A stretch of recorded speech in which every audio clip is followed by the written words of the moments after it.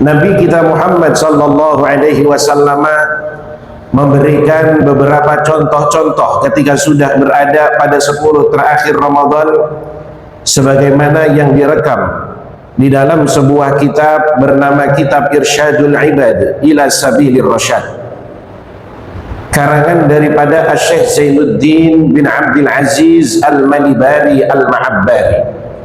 Beliau juga salah satu pengarang kitab fiqih namanya kitab Fathul Mu'in.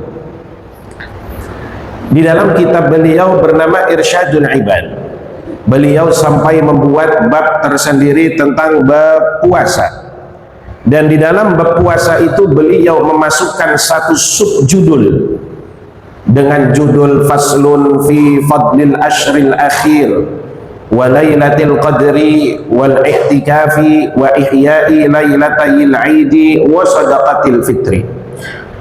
Fasal tentang keutamaan 10 hari terakhir Ramadan dan juga malam Qadar dan juga iktikaf, serta menghidupkan 2 malam hari raya dan juga sedekah fitrinya.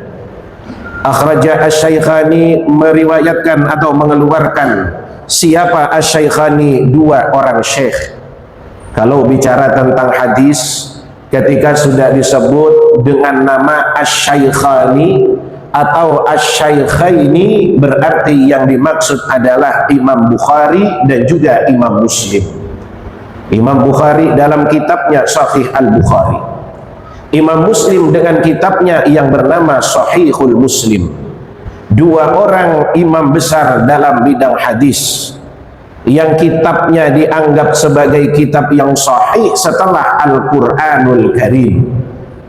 Tapi harus digarisbawahi, bukan berarti kalau sudah kitab sahih ada riwayat hadis dari imam yang selain Bukhari dan Muslim.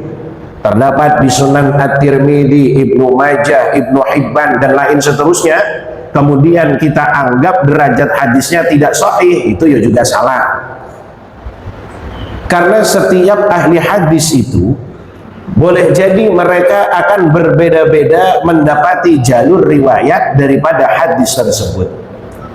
Boleh jadi menurut satu imam hadisnya sahih, tapi ternyata berbeda pendapat dengan imam yang lainnya. Karena ternyata imam yang lainnya mendapati bahwa dalam hadis tersebut ternyata ada perawinya yang syadz, ada perawinya yang tidak memenuhi standar untuk menjadi seorang perawi hadis. Karena nanti dari situlah yang akan menyebabkan cacat atau merosotnya derajat daripada sebuah hadis. Matannya betul, itu dari Nabi. Redaksinya itu betul, memang dari Nabi. Hanya saja dalam mata rantai yang meriwayatkannya terdapat orang yang dia tidak dianggap sesuai untuk menjadi seorang perawi hadis.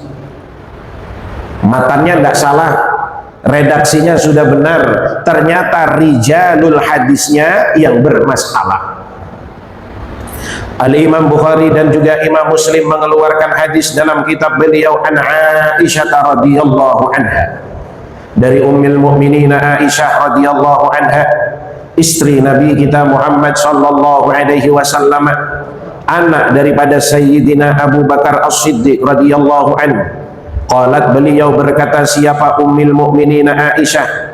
Apa perkataan beliau? Kana Nabi sallallahu alaihi wasallam, bahwasannya baginda Nabi Muhammad sallallahu alaihi wasallam, idza dakhala al-ashrul akhir, apabila masuk 10 hari terakhir di bulan Ramadan, syadda mi'zarahu wa ahya lailahu wa aiqadha ahlahu. Nabi kalau sudah masuk terakhir 10 terakhir di bulan Ramadan, syadda mi'zarahu, maka Nabi akan mengencangkan ikat kain sarungnya. Dikencangkan ikat kain sarungnya. Ini kira-kira bahasa majazi atau memang demikian kehendak maknanya? Kalau cuma sekedar mengencangkan kain sarung kan gampang, Pak. 10 terakhir Ramadan kencangkan kain sarung. Kok dirasa kurang kencang, digulung-gulung, tambahin pakai pendek. Pakai pendek masih kurang kencang, ambil tali lapiah, ikat mundar mandir. Itu secara zahir daripada teksnya. Tapi yang dikehendaki daripada hadis ini bukan zahirnya, tapi dia merupakan makna majazinya. Nabi kalau sudah masuk 10 hari terakhir, maka akan lebih bersungguh-sungguh, lebih akan mempersiapkan dirinya untuk beribadah kepada Allah Subhanahu wa taala. Dengan cara apa? Ahya lailahu, beliau akan menghidupkan malam-malam 10 terakhir Ramadan. Kalau di dalam hadis ada 2 redaksi hadis yang berbeda. Yang pertama, man shoma ramadhana imanan wa ihtisaban. Yang kedua, man qama ramadhana imanan wa ihtisaban. Yang man shoma ramadhana itu identik siang harinya, sedangkan man qama ramadhana itu identik dengan malam harinya. Man shoma, siapa orang yang berpuasa Ramadhana, bulan Ramadan, imanan, karena penuh keimanan, wahtisaban, dan mengharap ridho Allah, maka Allah akan ampunkan dosanya yang sudah lampau. Sedangkan yang kedua, man qoma, siapa orang yang qoma yuqimu, qoma yaqumu, ada muta'addi, ada lazim. Siapa orang yang qoma, menghidupkan Ramadhana, malam bulan Ramadannya. Para ulama mengatakan bahwa yang dimaksud man qama Ramadhana, Al-Imam Khatib Asy-Syirbini dalam kitab Mughnil Muhtajnya, beliau berkata bahwa yang dimaksud dengan hadis man qama Ramadhana yakni man qama bi salati tarawih. Siapa orang yang menghidupkan malam Ramadannya di salati tarawih, dengan mengerjakan salat tarawih. Nah, Nabi kalau sudah masuk 10 terakhir ahya lailahu, beliau akan menghidupkan malam-malam 10 terakhirnya. Ya, dengan cara tarawih yang pertama. Yang kedua, setelah tarawih bangun lagi di waktu malamnya, bisa diisi dengan tahajudnya, bisa diisi dengan sholat hajatnya, bisa diisi dengan sholat taubatnya, bisa diisi dengan sholat tasbih dan ibadah-ibadah yang lainnya. Seandainya kok nggak bisa menghidupkan selain daripada tarawihnya, maka seminimal-minimalnya jangan sampai dia tinggalkan sholat tarawihnya. Jangan sampai itu. Lah Ustaz, itu kan sunnah saja. Betul, memang hukumnya sunnah. Tapi ketika di malam 10 terakhir Ramadan, dia menjadi sangat ditekankan karena ditopang dengan beberapa dalil dan juga hadis-hadis yang lainnya, sehingga keutamaannya lebih ditekankan. Maka kalau bisa ketika 10 terakhir Ramadan, kalau tidak sempat bangun malamnya, tidak sempat diisi tahajudnya, hajatnya, tasbihnya, tilawatil Qur'annya, berzikirnya, maka setidaknya jangan sampai dia tinggalkan sholat tarawihnya pada 10 terakhir bulan Ramadan. Karena biar nanti masuk ke dalam golongan orang-orang yang man qoma Ramadan, minimal itu. Sehingga dia tetap dianggap orang yang menghidupkan malam Ramadannya, walaupun malam Ramadannya tidak sebagaimana yang dilakukan oleh Nabi kita Muhammad sallallahu alaihi wasallam dengan cara ahya lailahu, menghidupkan malamnya. Atau yang kemudian kita biasa nyebut namanya qiyamul lail. Qiyamul lail, menghidupkan waktu malam, mengerjakan ibadah-ibadah di waktu malamnya. Di masjid biasanya suka mengadakan qiyamul lail berjamaah. Ada yang berjamaah, ada yang sendiri-sendiri. Ustaz, itu kan hukumnya sunnah, kenapa dikerjakan berjamaah? Oh, baik-baiknya sunnah itu kan sendirian. Betul. Tapi ketika dimaksudkan dengan tujuan untuk menyemangati agar lebih bersemangat ibadahnya bersama-sama, maka diperkenankan dan diperbolehkan. Sepotongan orang kaya kita ini ibadah sendiri-sendiri tengah malam, itu zikir la ilaha illallah 10 kali, nguapnya 10 kali gitu ya. La ilaha illallah, la ilaha illallah. Tapi kalau barengan berjamaah, ada rasa semangat, ada rasa termotivasi oleh teman-teman yang lainnya, oleh jamaah-jamaah yang lainnya. Oh enggak Ustaz, pokoknya saya mah tetap pengennya sendiri, enggak masalah, saya tahan kok, saya kuat, silahkan. Enggak jadi soal, tidak jadi permasalahan. Wa fi riwayatin wa aiqadha ahlahu, dan Nabi ibadahnya enggak sendirian. Beliau bangunkan keluarganya, dibangunkan anaknya, dibangunkan istri-istrinya. Kalau kita istri saja ya. Nah, kalau Nabi itu dibangunkan istri-istrinya, karena memang istrinya banyak. Kalau bapak bilang dibangunkan istri-istrinya, wah istrinya bapak curiga, istri yang mana lagi? Kok pakai istri-istrinya? Kan cuma saya doang, satu-satunya. Dibangunkan keluarganya, dibangunkan para istri-istrinya. Tujuannya apa? Mengajak sama-sama untuk menghidupkan malam 10 terakhir Ramadan.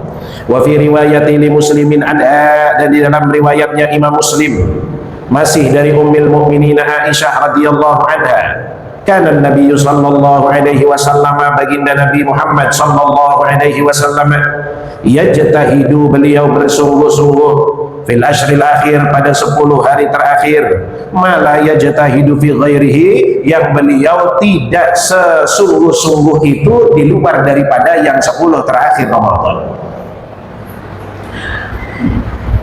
Hampir dalam semua riwayat ini nanti, itu yang meriwayatkan hadisnya adalah Sayyidatu Aisyah. Kenapa kok banyak yang meriwayatkan ini dari Ummul Mukminin Aisyah? Karena hampir kebanyakan isi hadisnya itu membicarakan perilaku baginda Nabi Muhammad sallallahu alaihi wasallam yang dilihat oleh Sayyidah Aisyah berangkat dari rumahnya. Nah, ini diantara hikmahnya kenapa kok Nabi menikahi Siti Aisyah.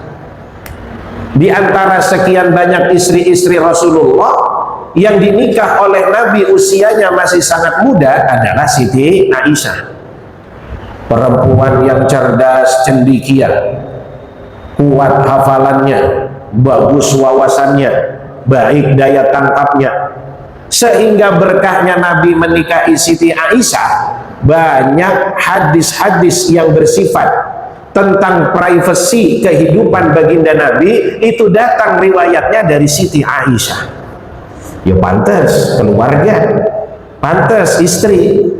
Yang jadi tanda tanya, andai kok ada hadis yang bicara tentang privasi Nabi, tapi yang meriwayatkan adalah perempuan yang bukan istrinya Nabi misalnya, itu kan malah tanda tanya.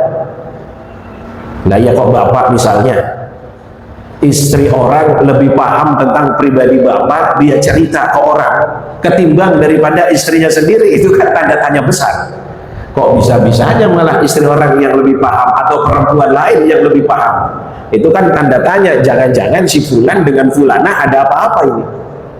Contoh misalnya, ketika bicara tentang hukum air mani, ya, di antara riwayat hadis yang dipakai adalah riwayatnya Ummul Mukminin Aisyah, yang beliau pernah melihat Nabi sholat menggunakan pakaian yang di pakaian Nabi terdapat bekas sisa mani yang sudah mengering. Nabi sholat pakai pakaian itu, dan Nabi tahu kalau di pakaiannya ada bekas daripada air maninya.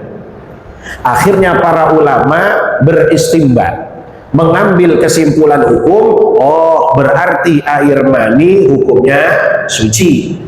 Dan jumhurnya ulama itu berpendapat mani itu hukumnya suci, nggak dihukumi najis. Karena konsekuensinya ya repot. Andai mani kok dihukumi najis, maka kita semua ini termasuk barang najis, Pak. Wong khuliqal insanu mimma khuliqa mimma indafiq.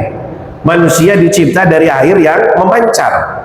Apa yang disebut air yang memancar? Ma'ul mani, namanya air mani. Maka akhirnya ulama berpendapat hukumnya air mani adalah suci. Yang najis itu namanya madi dengan wadi, itu hukumnya najis. Jadi ada mani, ada madi, ada wadi. Mani hukumnya suci, cuma orang yang keluar mani wajib mandi hukumnya. Kalau kena pakaian, pakaiannya tidak dihukumi najis. Orang yang keluar madhi dan juga madhi, kalau kena pakaian, pakaiannya jadi najis. Tapi orang yang keluar madhi dengan wadhi tidak ada kewajiban untuk mandi janabah, nggak ada kewajiban mandi besar. Kemudian wa kana Nabi sallallahu alaihi wasallam, bersabda baginda Nabi sallallahu alaihi wasallam, beliau yakhussul ashrul akhir, Nabi mengkhususkan 10 hari terakhir fi Ramadhan, di bulan Ramadan, bi a'malin, dengan amalan-amalan la ya'maluha fi baqiyatis syahr, yang Nabi tidak mengerjakan amalan-amalan itu di bulan-bulan yang lainnya. Secara maksudnya nggak mengerjakan amalan-amalan itu di bulan lainnya, tidak dibarengi secara keseluruhan. Misalnya ya kalau sholat taubat ya taubat, tahajud ya tahajud, tasbih ya tasbih. Tapi ketika 10 terakhir bulan Ramadan, semua amalan-amalan yang berkenaan dengan sholat maka akan dikerjakan oleh Rasulullah Sallallahu Alaihi Wasallam. Ya misalnya tadi bangun sholat tahajud, selesai tahajud tambah sholat taubat, selesai taubat ditambah lagi hajat, selesai hajat tambah lagi sholat tasbihnya. Atau nanti setelah tasbih mau lagi ditambah sholat-sholat sunnah yang lainnya, sholat mutlak misalnya, dikerjakan. Jadi amalan yang tidak dikerjakan oleh baginda Nabi di selain Ramadan atau di hari pertama, 10 hari pertama, 10 hari kedua, maka ketika masuk 10 hari terakhir Ramadan, beliau akan melipat gandakan bilangan atau jumlah daripada ibadahnya serta macam-macam daripada ibadahnya, dikombinasikan. Wa akhraja ad-Dailami, dan mengeluarkan hadis siapa? Imam ad-Dailami. An Anasin, dari Sayyidina Anas radhiyallahu anhu, innallaha ta'ala, sesungguhnya Allah ta'ala, wahaba li ummati, memberikan kepada umatku, Lailatul Qadri, apa yang disebut dengan Lailatul Qadar, walam yu'tiha man kana qablahu, yang tidak pernah diberikan kepada orang-orang sebelum mereka. Jadi umat Nabi Muhammad itu mendapat keutamaan dengan Lailatul Qadar. Umat-umat dahulu tidak ada yang diberikan Lailatul Qadar. Di antara asbabnya, Nabi pernah bercerita kepada para sahabat dulu, di kalangan Bani Israel hidup seorang yang sangat luar biasa ibadahnya. Siang dia isi dengan puasa, siang dia isi dengan jihad di jalan Allah, malamnya dia pakai untuk beribadah kepada Allah. Dan dia dikaruniai usia yang panjang. Umumnya orang dulu kan panjang-panjang umurnya. Nabi-nabi dahulu itu ya diberi usia panjang-panjang. Nabi Adam 1000 tahun, Nabi Nuh hampir 1000 tahun. Setelah nabi-nabi yang itu tadi dikasih usia, ada yang 600, ada yang 500, ada yang 300, ada yang 150 tahun. Tapi kadang ya kita bingung juga pikirnya, Pak. Kira-kira andai bapak dikasih umur 1000 tahun, pertanyaannya mau ngapain kira-kira dikasih? Di umur 1000 tahun mau ngapain? Temennya udah gonta-ganti, mulai dari hidup, mati, sampai ganti teman baru, mati lagi. Anaknya ya juga demikian, mati, ganti bini lagi, sampai punya anak lagi. Ya dulu orang usianya panjang satu, ya karena orangnya belum banyak. Ya zaman Nabi Adam orangnya belum banyak, maka beliau dikasih usia yang panjang untuk mempersiapkan jumlah manusianya. Dan syariatnya pun apa yang dahulu boleh sekarang tidak diperkenankan. Zaman Nabi Adam nikah sesama saudara boleh. Habil, Qabil, Iklimah, Labuda, itu kan semuanya kandung. Kenapa Ustaz kok zaman dulu boleh? Ya kalau tidak boleh mau nikah sama siapa? Orangnya ya itu saja. Seiring perjalanan jumlah orangnya mulai banyak, maka syariat dari Nabi satu ke Nabi yang lain mengalami penyempurnaan. Nah, maka di era baginda Nabi kita Muhammad Sallallahu Alaihi Wasallam disempurnakan syariat tersebut oleh Allah Subhanahu Wa Taala. Lah Bani Israel orang itu tadi diberi usia panjang. Akhirnya ada sahabat yang nyeletuk. Nah terus kalau kita gimana ini Nabi? Kami ini umatmu, umat yang boleh jadi secara usia tidak panjang. Karena ternyata nabinya sendiri hidup hanya sampai usia 63 tahun. Maka pantas-pantasnya kita sebagai umat Nabi kalau mau jadi tolok ukur usianya adalah Rasul, ya paling 63 tahun. Maka kalau pagi ini Bapak ada yang sudah 50 tahun, ya siaga 1, berarti tinggal 13 tahun. Kalau ada yang sudah 62 tahun 11 bulan, nggak usah pakai pantangan Pak, apa aja makan udah. Asam urat Ustaz, masa bodoh, kolesterol kada urus, kenapa sebulan lagi mau mati? Tapi untungnya mati nggak ada yang tahu. Maka akhirnya karena sahabat ini bilang, nah kita sebagai umatmu Nabi kayaknya mustahil mau menyamakan ibadahnya orang-orang terdahulu. Maka kemudian Allah Subhanahu wa taala memberi kabar gembira, inna anzalnahu fi lailatul qadr wa ma adraka ma lailatul qadr. Itu diantara salah satu asbab nuzul surah Al-Qadar. Oh, tenang aja, umat Nabi Muhammad aku berikan kekhususan, kata Allah, dengan apa? Dengan Lailatul Qadar. Faman adraka, siapa orang yang mendapati malam Lailatul Qadar, maka faka'an nama adraka, seakan-akan dia mendapati khairun, kebaikan, yang kebaikan itu tadi khairun min alfi syahr, lebih baik daripada 1000 bulan. Nah kalau 1000 bulan dikonversikan kepada tahun itu kan kira-kira 83 tahun. 83 tahun mendapatkan kebaikan dari Allah Subhanahu wa ta'ala. Lah andai istiqomah Ramadan tahun ini, dia hidupkan malam Ramadannya, malam-malam ganjilnya, kemudian Allah takdirkan dia dapat malam Qadar, berarti sudah dapat kebaikan 83 tahun. Ramadan berikutnya dia dapat lagi, Ramadan berikutnya dia dapat lagi. Berapa kebaikan yang sudah diraih oleh umat Nabi Muhammad sallallahu alaihi wasallam. Umat lain tidak ada yang diberikan. Wa Tabrani an Ubadah bin Samit, dan Imam At-Tabrani mengeluarkan hadis dari Ubadah bin Samit, iltamisuha fil ashril awakhir, maka carilah oleh kalian Lailatul Qadar itu fil ashril awakhiri, di 10 terakhir Ramadan. Fa innaha witrun. Nah, dalam riwayat ini lebih menegaskan kapan Lailatul Qadar itu turun.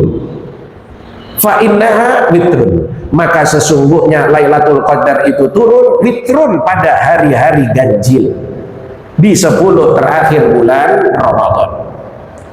Fi ihda wa ishrin, boleh jadi malam 21, au salasin wa ishrin 23, khamsin wa ishrin 25, sab'in wa ishrin 27, tis'in wa ishrin atau 29, au akhiruha atau terakhirnya di bulan Ramadan, ya 29 itu malam 29.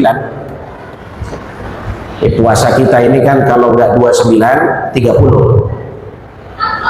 Muhammadiyah sudah menetapkan 1 Syawal jatuh tanggal 31 Muhammadiyah. Kementerian Agama harapannya juga tanggal 31. Tapi tetap nanti menunggu selesai daripada sidang isbat setelah ru'yatul hilalnya. Bapak maunya kapan Pak? 30, 31, apa 29? Yang jelas kalau 29 yuk puasanya agak aneh. Berarti 28 udah terakhir dia ya. 28 sudah terakhir. Orang puasa Ramadan itu kalau nggak 29 ya 30. Kalau 29 hari berarti 1 Syawalnya nanti tanggal 30. Kalau 1 Syawalnya tanggal 31 berarti genap puasa kita 30 hari. Nabi itu selama hidup mengalami 9 kali Ramadan. Dan uniknya, di antara 9 Ramadan, yang 8 kali Ramadan itu semuanya nawaqis. Maksudnya nawaqis itu puasanya hanya 29 hari. Sedangkan 1 yang sempurna 30 hari hanya 1 kali dialami oleh baginda Nabi. Ternyata yang saya perhatikan selama Ramadan kita alami, lebih banyak puasa kita itu terhenti di 29 ketimbang 30. Ya, seringnya begitu. Ya, ternyata dulu Nabi seringnya puasa itu 29 hari daripada 30-nya. Ya, itu memang berdasarkan fakta-fakta yang ada. Ya, setelah Nabi puasa dapat 29 hari, kemudian melihat hilal udah timbul apa belum, ternyata sudah timbul, ya berarti selesai puasanya, besoknya masuk 1 Syawal. Wa in humma, seandainya kok nggak nampak anak hilalnya sebab karena mendung atau hujan yang sangat lebat, maka fa'akmilu iddata sya'bana talatina, sempurnakanlah bilangan Sya'bannya menjadi 30 hari. Atau fa'akmilu iddata ramadhana salasina, atau ya sempurnakan bilangan Ramadannya genap 30 hari. Tapi kalau buat saya sih simple, mau tanggal 30, mau tanggal 31, yang pasti Idul Fitri tanggal 1 Syawal. Ya Pak ya, yang pasti Idul Fitri tanggal 1 Syawal, udah gak usah debat itu. Mau tanggal 30 mau tanggal 31, Idul Fitri saya tetap 1 Syawal. Hadirin yang dimuliakan oleh Allah Subhanahu wa taala. Kemudian apa di antara hal lagi yang dilakukan oleh Nabi? Di antaranya adalah Nabi kalau masuk 10 hari terakhir Ramadan, maka beliau akan banyak beriktikaf di masjid, bahkan sampai membuat kemah. Akhirnya banyak orang yang ikut-ikut riwayat ini. Wah, rame iktikaf pada bawa tenda. Akhirnya bikin tenda di dalam masjid. Itu masjid isinya tenda semua, Pak. Iya, Nabi bawa tenda, wong masjidnya nggak kayak Masjid Al-Hidayah. Nabi bawa tenda, beliau bikin tenda biar nggak mondar-mandir keluar rumah. Dan sahabat banyak yang ikut bikin tenda, tidak semuanya bikin tendanya di dalam masjid. Ada yang di halaman masjid, di luar masjid.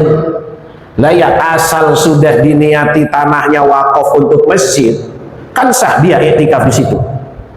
Jadi kalau ada orang BDS Jamaah Hidayah kok iktikafnya mau bikin tenda, jangan dalam masjid, sono di luar tendanya. Jadi biar dia nggak pulang ke rumah, tidurnya di tenda. Ntar istrinya suruh nganterin makannya di tenda. Jangan tendanya dibawa masuk ke dalam masjid, jadi berantakan masjidnya. Kalau terpaksa harus tidur di dalam masjid, bawa alas dari rumah, jangan langsung tidur di atas karpetnya masjid. Kenapa? Khawatir nanti ketika tidur membuat pulau. Salah dan dosa apa orang sholat pas ketempaan di tempat bapak tidur ada pulaunya. Begitu subhana rabbiyal a'la wa bihamdih, kok bau surga begini aman, gitu ya. Kok jauh daripada bau-bau yang nikmat, bau-bau yang enak. Nah, itu Nabi beriktikaf. Iktikafnya itu ada yang terikat dengan waktu, ada yang tidak terikat dengan waktu. Tapi umumnya Nabi beriktikaf itu diniatkan untuk 10 hari Ramadan. Maka kapan beliau keluar untuk kebutuhan hajat atau ada udzur, ketika balik lagi ke masjid tidak perlu memperbaharui niatnya karena sudah diikat niatnya dari awal sampai 10 hari terakhir. Tapi kalau datang ke masjid, masuk nawaitul i'tikaf fi hadzal masjid, selesai bapak keluar, maka dianggap batal i'tikafnya, dan ketika masuk lagi ke masjid dia harus tajdidun niyah, harus memperbaharui niatnya untuk beriktikaf. Hadirin Bapak Ibu yang dimuliakan oleh Allah Subhanahu wa taala, dan juga jangan lupa ketika nanti berada pada malam hari raya, hendaknya kita jangan terlalaikan. Tetap kita menghidupkan malam-malam hari raya kita dengan beribadah kepada Allah Subhanahu wa taala. Para ulama berkata minimal untuk masuk ke dalam kategori orang yang menghidupkan malam hari raya, jangan sampai tinggal sholat isya berjamaah dan subuh berjamaahnya.